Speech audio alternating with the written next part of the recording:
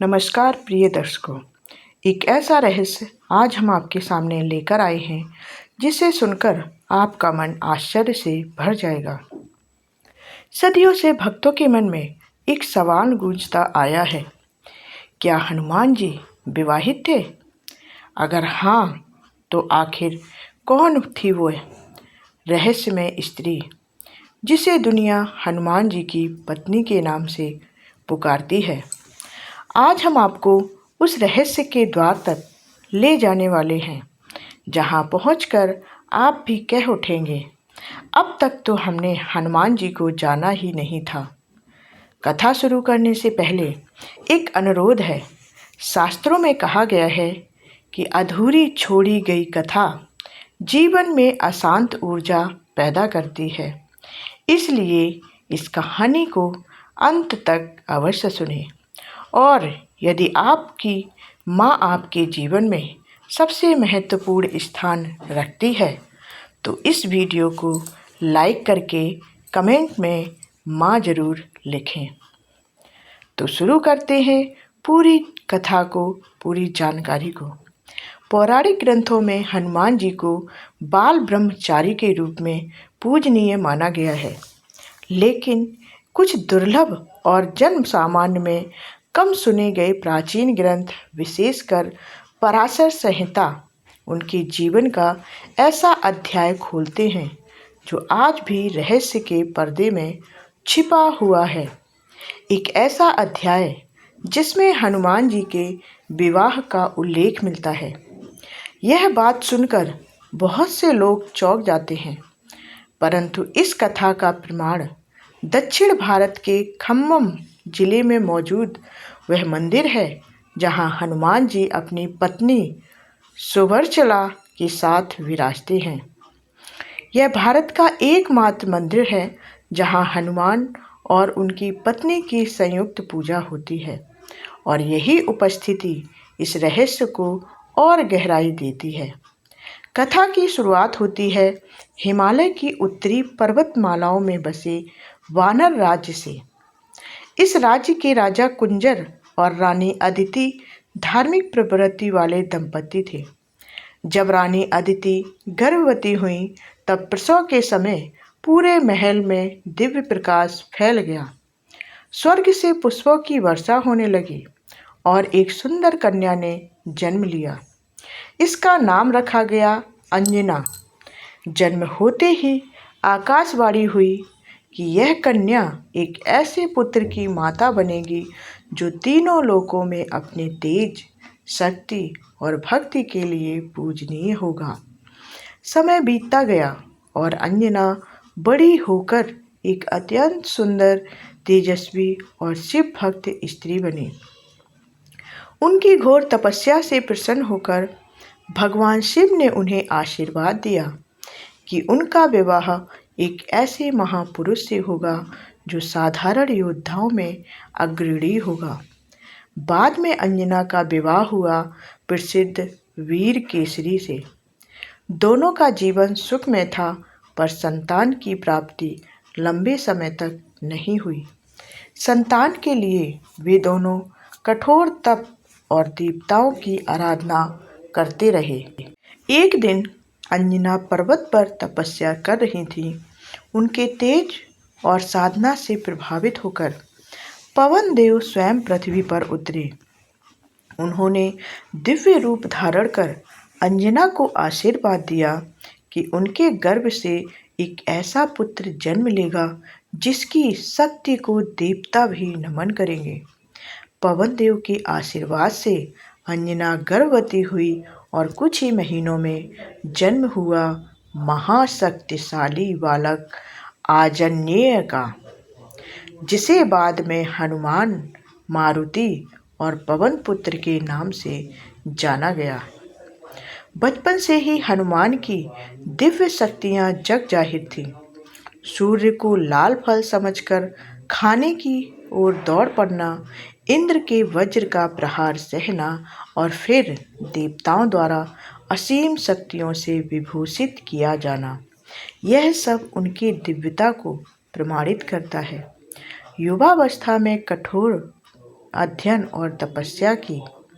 सूर्यदेव से 9 विद्याएं प्राप्त करने के लिए उन्होंने उनकी ओर मुख करके चलते चलते शिक्षा ग्रहण की।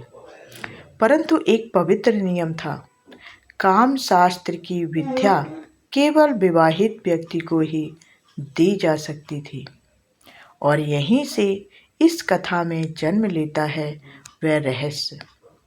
सूर्यदेव ने हनुमान जी को बताया कि 9वीं विद्या तभी प्राप्त होगी जब वे औपचारिक रूप से विवाह करेंगे।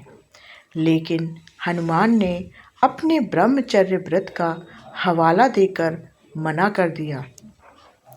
तब सूर्यदेव ने समाधान के रूप में एक दिव्य कन्या की रचना की, सुवर्चला। यह सूर्य की ज्वाला समान तेजस्वी, विदुषी और तपस्वी थी। सूर्यदेव ने एक सरल और औपचारिक वैवाहिक संस्कार में हनुमान और सुवर्चला का विवाह कराया। यह विवाह केवल एक उद्देश्य के लिए था, हनुमान जी को 9वीं और अंतिम विद्या दिलाने का। विवाह के बाद सुवर्चला तप में लीन हो गई और हनुमान जी अपने ब्रह्मचर्य व्रत पर अडिग रहे। यह मात्र पहला आश्चर्य था। इसके बाद भी 2 और कथाएं पौराणिक साहित्य में मिलती हैं, जिनमें हनुमान के 2 और औपचारिक विवाह का वर्णन है। वरुण देव की पुत्री अनंग कुसुमा का विवाह हनुमान से तब हुआ जब हनुमान जी ने रावण के विरुद्ध वरुण देव का साथ देकर उन्हें विजय दिलाई। वरुण देव ने कृतज्ञता में अपनी पुत्री का हाथ हनुमान जी को सौंपना चाहा। हनुमान ने मना किया, किंतु वरुण देव के आग्रह पर औपचारिक विवाह हुआ। विवाह के बाद अनंग कुसुमा पाताल की एक गुफा में कठोर तपस्या में लीन हो गई। तीसरी कथा रावण की पौत्री सत्यवती की है। जब हनुमान माता सीता की खोज में लंका पहुंचे, तब सत्यवती ने उन्हें महत्वपूर्ण जानकारी देकर सहायता की। रावण वध के पश्चात वह राम और हनुमान की निस्वार्थ भक्ति से प्रभावित हुई। राम ने सत्यवती के समर्पण को सम्मान देते हुए हनुमान से उनके विवाह की आज्ञा दी। यह विवाह भी केवल औपचारिक था। सत्यवती बाद में अयोध्या में सेवा करती रही और फिर हिमालय जाकर मोक्ष प्राप्त किया। इन तीनों विवाहों के बावजूद हनुमान के जीवन में ब्रह्मचर्य का पालन अक्षुण्ण रहा। उन्होंने न कभी दाम्पत्य जीवन जिया, न किसी प्रकार का गृहस्थ धर्म निभाया। उनकी पत्नियां भी तपस्या में जीवन व्यतीत करती रहीं। अब आते हैं उस चरम रहस्य पर जिसने सदियों से लोगों को चकित किया है, हनुमान के पुत्र मकरध्वज की उत्पत्ति पर। यह कथा पाताल लोक से जुड़ी है और वाल्मीकि रामायण एवं अन्य प्राचीन ग्रंथों में वर्णित है। जब हनुमान ने लंका दहन किया और बाद में समुद्र में स्नान कर रहे थे, तब उनके शरीर से गिरा पसीना एक मकर मछली ने निगल लिया। इसी दिव्य पसीने से मकरध्वज का जन्म हुआ। मकरध्वज अहिरावण के यहाँ पाला गया और बाद में पाताल लोक के द्वारपाल के रूप में खड़ा हुआ। जब हनुमान राम और लक्ष्मण को बचाने पाताल गए, तो पहली बार उनका सामना अपने ही पुत्र से हुआ।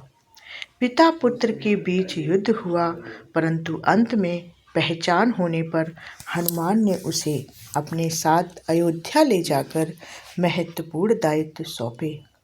तेलंगाना के खम्मम जिले का वह मंदिर आज भी इस रहस्य का जीवंत प्रमाण है।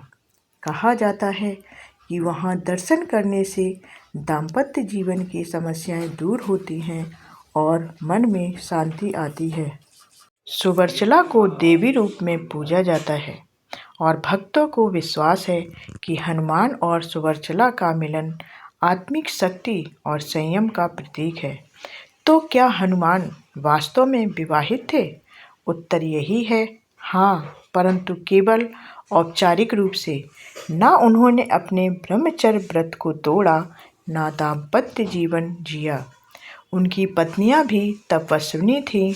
हनुमान जी की कथा हमें सिखाती है कि विवाह का स्वरूप केवल शारीरिक तक सीमित नहीं है, वह आत्मा और कर्तव्य का भी बंधन हो सकता है। यह कथा आज के युग में भी हमें संयम, समर्पण, त्याग और आध्यात्मिक संतुलन का संदेश देती है। और अंत में प्रिय दर्शकों, क्या यह कथा आपको भी उतनी ही रहस्यमयी और रोमांचक लगी जितनी सदियों से विद्वानों को लगती आई है? अगर हाँ, तो कमेंट में जय बजरंगबली लिखकर अपनी श्रद्धा प्रकट करें। इस प्रेरणादायक कथा को लाइक और शेयर करें ताकि इसका रहस्य और भी लोगों तक पहुंच सके। जय श्री राम, जय हनुमान, जय हनुमान, जय श्री राम।